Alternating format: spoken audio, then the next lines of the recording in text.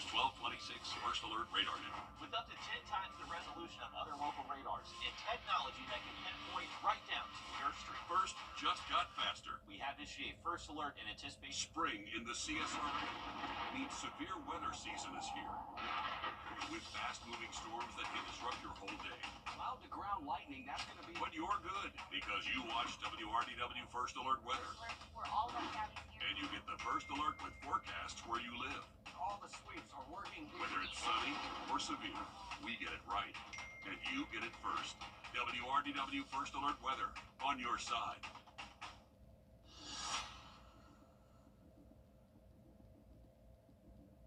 When you visit or work with Parker's Kitchen, your support makes a difference. You've helped us rank as Best Workplace in America. None of this happens without you. Thank you. You're watching News 12, live at 5. Continues. We're tracking some extreme temps this afternoon, plus some weekend storms. Good evening. Thanks for joining us. I'm Hallie Turner. We're showing you those high temperatures right now, so we're going to send things over to First Alert meteorologist Mikkel Hannah-Harding. So, Mikkel, what can you tell us about these temps? Well, it is going to be a hot weekend, that's for sure, and it's already hot out there for today. We're looking at temperatures in the 90s across the southeast, and you can see Augusta at 93, Savannah 94, also Brunswick at 95. The heat index currently, we have a few spots that are in the upper 90s and close to 100 still at this hour. Evans right at 100 right now. A closer look inside the Augusta-Aiken Metro, you can see North Augusta, it feels like 99 out there right now. The Welcome Center at 98, and then we see a lot of mid-90s elsewhere. Gracewood, though, it feels like 99. So very hot out there. So far here in Augusta, our max heat index has been right at 98. So didn't officially hit that 100-degree mark for the heat index, but it was close enough. And I'm sure that everyone feels that heat and humidity out there for today. We have a drier pattern in place, but we're going to see a front pushing it as we head towards the weekend. That's going to give us some better chances for storm activity. We'll talk about that more coming up.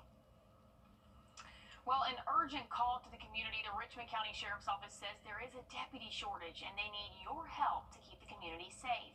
The agency just released a crime report for Sheriff Brantley's first 130 days in office, showing a 25% overall decrease in crimes from January through May 10th of this year. Your Kennedy Payne joins us live at 5:30 from the Richmond County Sheriff's Office. And Kennedy, despite the numbers, the Sheriff's Office still needs the community's help, right?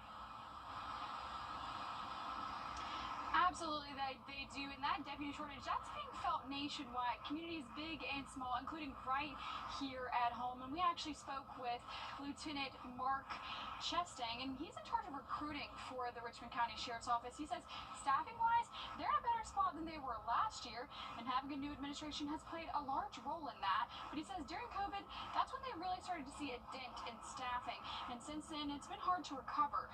But despite not having as many deputies as they'd like, crime rates are still down compared to last year. And Lieutenant Chestang says to continue reducing crime, the new administration is implementing new ideas and strategies, and that requires more hands on deck.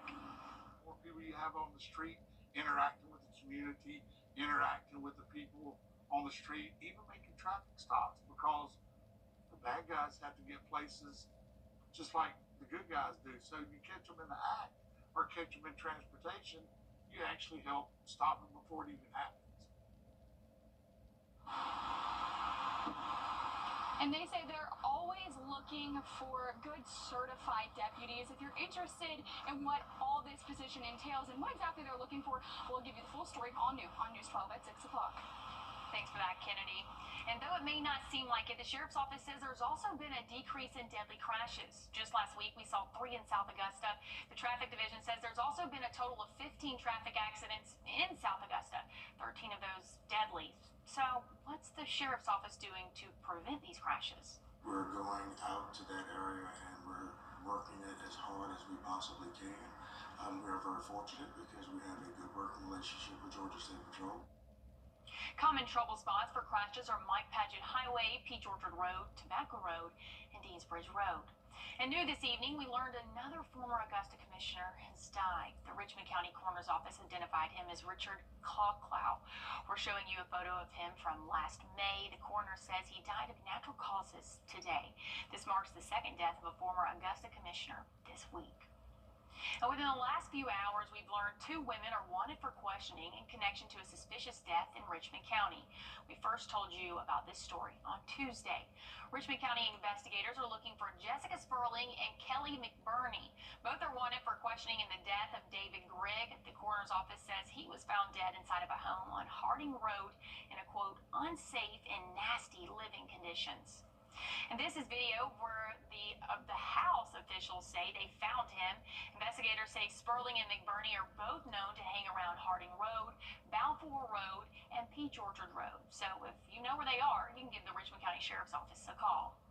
And within the last few hours, we learned a suspect is now behind bars in connection to a 2022 homicide case here in Richmond County.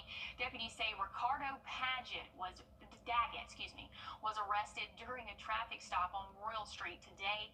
This is a previous picture of him. Daggett was wanted on a grand jury arrest warrant for murder and possession of a firearm during a crime. He's accused of killing a 46-year-old man by the name of Ahmad Hill Sr. The deadly shooting happened on Locks Road Drive in November of 2022, and that's where officials say both Daggett and Hill lived. 2 other suspects were previously arrested in this case. And 4 months later, a third suspect has been arrested in connection to a deadly shooting at a local vape shop. Today, Richmond County investigators say they arrested Terry McLennan at an apartment on Spruce Street. We're showing you a photo of him right now. He was wanted on murder charges in connection to the January deadly shooting at a Lumpkin vape shop. 29-year-old Abdallah Rubeya was killed in the shooting. Officials say McLennan is charged with malice murder, 3 counts of felony murder, and more. 2 other suspects have already been arrested in connection to this incident. In Aiken County now, where officials say a traffic stop turned into a deadly crash. The coroner's office identified the victim as 16-year-old Jaquavis Baptiste. The crash happened last night on Sheraton Drive and Old Jackson Highway in Beach Island. And this is what the scene looked like when we got there just moments after it happened. One car flipped over, the other crushed in the front. Deputies say the car Baptiste was driving, he drove away in from a traffic stop. Officials tried to catch up, but lost sight moments later.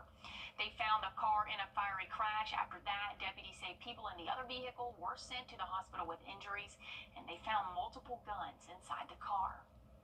And Georgia parents across the state are reacting to possible cuts to federal programs that cater to children. State House reporter Abby Kasoris breaks down a new report that supports what parents are saying, that they need more help, not less. Proposed funding cuts in Washington leaving Georgia parents on edge. Congress considering cuts to programs that assist more than 1 million Georgia children, programs that keep them healthy and fed. Researcher Stephen Patrick at Emory School of Medicine compiled this report, The State of Child Health and Well-Being.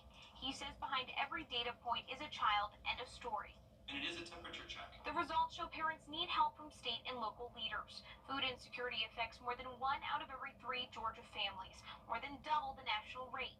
91% of Georgia parents favor free school meals for children. A bill to do so has failed repeatedly in the state legislature. Everybody benefits when the children are well. Everybody benefits when the children's needs are met. While parents say they need more help, federal leaders are looking to make cuts. The federal spending bill, known as the Big Bill, includes billions of dollars cut from programs like SNAP that help low-income families purchase groceries. Adrienne Pinkney says she's concerned about cuts to programs like Head Start, child care and education for children under 5. She relied on Head Start for her daughters. They're talking about cutting Head Start. They clearly don't know what they're talking about. They clearly don't know the impact that Head Start makes on communities and how much it allows parents to work, how much it allows children to eat. The study shows parents are concerned for their child's health amidst proposed cuts to Medicaid, one of the largest safety net programs. 41% of Georgia kids are enrolled. Patrick says while coverage is a good thing, they found most families can't afford to pay for medication. We asked parents if their kid has a diagnosis, that's a mental health diagnosis, were they in treatment? And most were not. Patrick hopes the study will help guide policy with the interests of Georgia parents in mind. In Brookhaven, I'm Abby Kasoris. We're taking a look at the severe outlook for this weekend and talking about a severe threat not only for tomorrow, but again Sunday. We'll talk about it coming up. Time and Temp, brought to you by your First Alert weather team. This is not you. George Sink Injury Lawyers can help put your shattered life back together. That's all 9. We're back taking a live look over Grovetown I-20. It's a hot afternoon out there across the CSRA.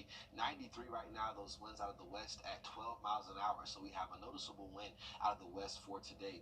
We're taking a look at the radar network. You can just see we have a weaker boundary out ahead of a stronger cold front to the west of us, but still that weak boundary still causing some severe weather in the DMV region of America and also back towards the Midwest. Actually just getting reports of a possible confirmed tornado moving through the heart of St. Louis. So standing by for more reports from that and confirmation of that. But we're looking at our weather here a lot drier and calmer for today. So as far as your outdoor dining forecast, just going to be a hot one this evening. We'll see temperatures near 90, even approaching sunset, and looking at 80s, not moving away too quickly after sunset. So it's going to be a very warm evening and a mild night as we see temperatures near 70, if not in the low 70s, maybe even a middle 70 possible as you wake up for tomorrow. So of course, no need for the jacket.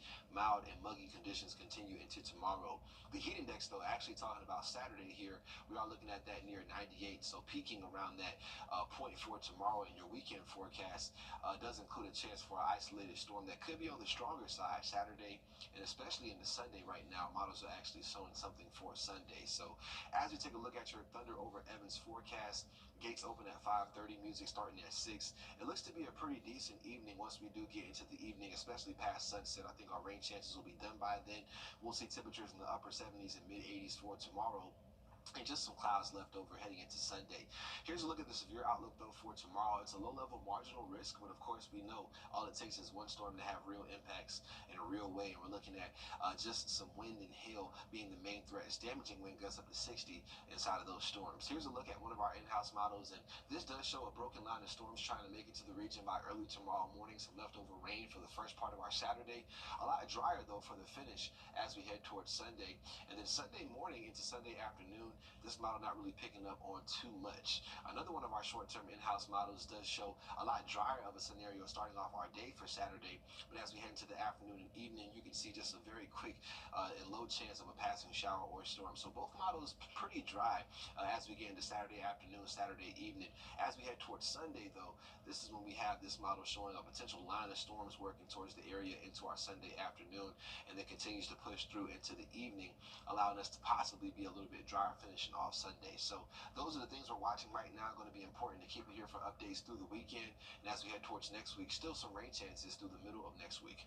Thanks, Mikkel. Well, it's just about time for Thunder over Evans.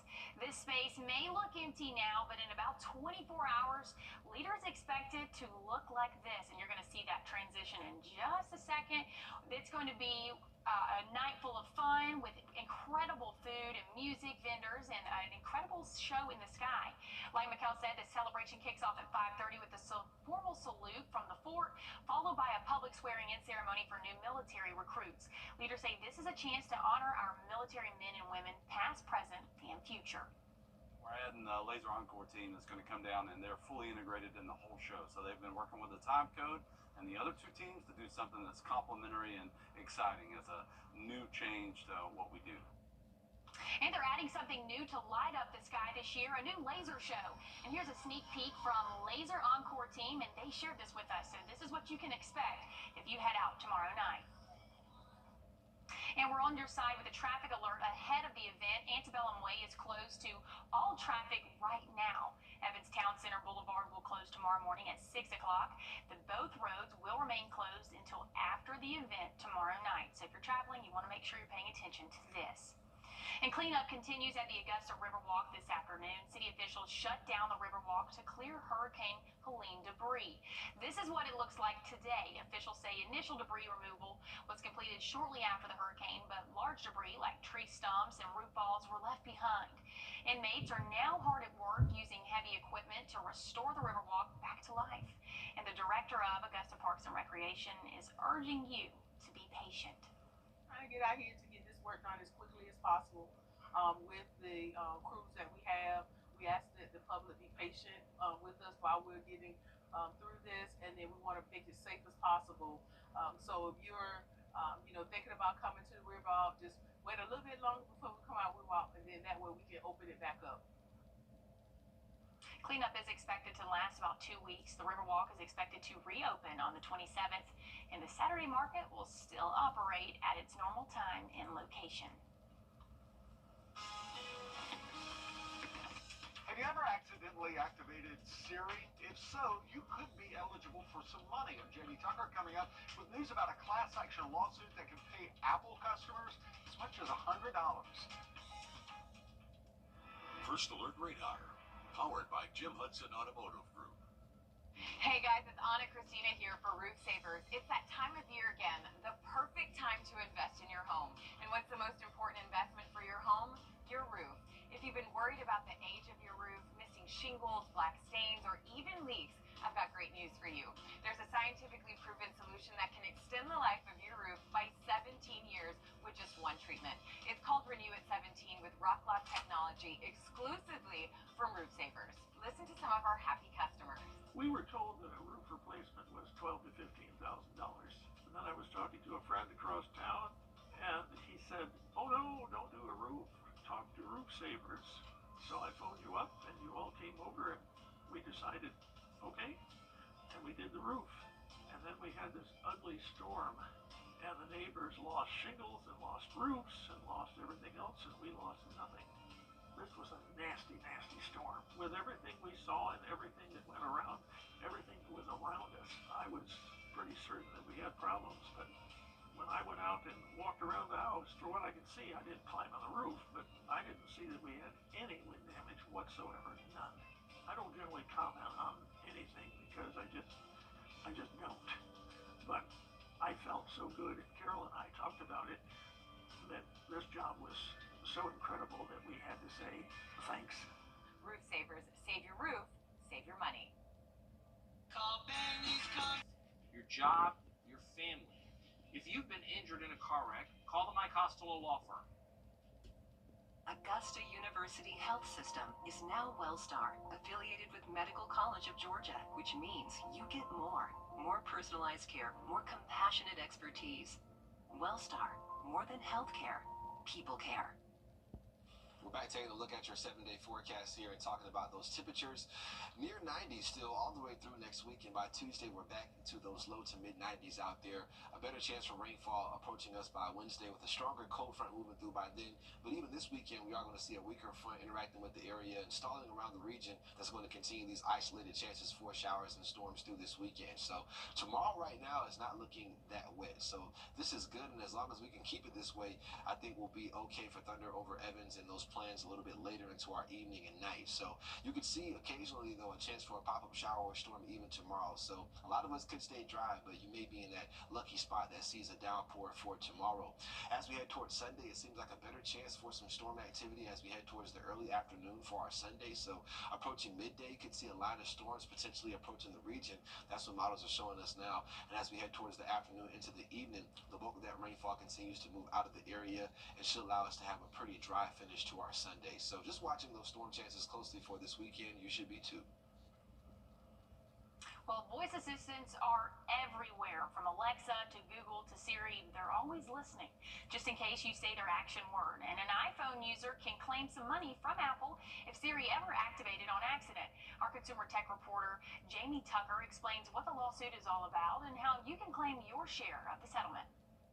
You've probably done it accidentally triggering Siri without even saying her name. Maybe you're talking to a friend named Sarah, or maybe the phone's just sitting on the table. Turns out that can be worth something. A class action lawsuit filed by some iPhone users claims Apple's voice assistant recorded their private conversations without them knowing. The case started about 4 years ago when users claimed they noticed ads for things that they had only talked about. They claimed Siri listened and pushed them the ads. Apple denies any wrongdoing, but agreed to settle the lawsuit for $95 million. Now here's the important part for you. If you owned any Apple device with Siri between September 17th of 2014 and December 31st of last year, you may be entitled to part of that $95 million settlement. It pays up to $20 per Siri-enabled device. So if you have an iPhone, iPad, Mac computer, and an Apple Watch, that's $80. It also includes devices you may no longer have. Now, to apply, you'll need to go to this website and enter the serial numbers of the devices and the model numbers. You can find those in settings on the devices you own now. The time is running out. The deadline to file a claim is July 2nd. And just a heads up, watch out for scams. The official settlement website will not ask for your password. That's What the Tech. I'm Jamie Tucker. Again, the deadline is July 2nd, and you can get up to $100 even if you no longer have the device. You can find your serial and model number by visiting your Apple account. And the GHSA Golf Championship wraps up next week, and we have plenty of teams in the mix looking for another crown. Right, Joseph? That's right, Hallie. Lakeside Boys Golf Team has a lengthy history in the GHSA record books. The Panthers have won 5 state championships. Number 6 could come on Monday. It could also mark the first time this group has gone back-to-back since winning the 4A title in 2006 and 2007. Last season, they won the 6A state championship before dropping back to 5A this school year. All signs this season point in the direction of a repeat. They won the area golf championship by 24 shots, marking their 3rd consecutive championship. Freshman Sam Rogers led the hunt with a low round of 73. Guys come out here and work hard every day. They understand, yes, last year we were successful winning the state championship, but that was last year. We set a new set of goals this year. They're proud of the tournaments we've won on the weekends. They're proud of the area tournament, but honestly, that's not our goal. Our goal is the state championship. Also tee off Monday in the 5A GHSA State Championship. Last season, they finished as the runner-ups to McIntosh. The Lady Pack last won state in 2023, which was their first state title. Thanks, Joseph. And the sky is the limit for one local Davidson Fine Arts graduating senior. Amari Robinson will cross the stage as valedictorian later this month. And although the school has a focus on fine arts, Robinson has a passion for science and research. Among his many achievements are his perfect ACT score and a research publication in the National Institute of Health. Robinson says he's grateful to his teachers for believing in him. And despite there being a very clear fine arts focus, despite having to audition for a fine art when you come into Davidson, they being my teachers, the faculty, the staff, have been so overwhelmingly supportive of whatever I want to do, even if it happens to be outside of the fine arts. Now, Robinson has secured a total of 4 scholarships to the California Institute of Technology. One of those grants him a full ride. He starts college this fall. And congratulations to that young man for sure. Academic excellence right there at his finest and a job well done. As far as looking at that severe threat for this weekend, we do have a low-level marginal risk in place for your Saturday and Sunday. So we're watching it closely. You should be as well. Talk about your forecast again next. We've helped injured people recover. We're back taking a look over Grovetown Interstate 24 this evening. 92 degrees for the temperature right now, a west wind at 8. As far as the radar network, we are tracking this front that's pushing closer towards the region. It'll be here by Sunday. Ahead of it, though, that black dash line indicating a weaker boundary that'll be around for tomorrow. Maybe just enough to give us an isolated chance for a storm for your Saturday. Looks like we'll see some better rain chances possibly Sunday. But as far as your outdoor dining forecast this evening, we are looking at that staying dry but hot as we keep temperatures in the mid-80s through sunset this evening, and looking at low temperatures for tonight, only in those low 70s, maybe even a mid-70 out there possible. So if you see the upper 60s, you'll be a lucky spot for tonight. Staying mild, muggy for the mornings and hot, humid for the afternoons as we do watch out for isolated severe storms Saturday, Sunday. So be sure to keep it here for updates. Well, hey, stick around. We've got more news, weather, and sports coming up right here next at News 12 on 6 o'clock.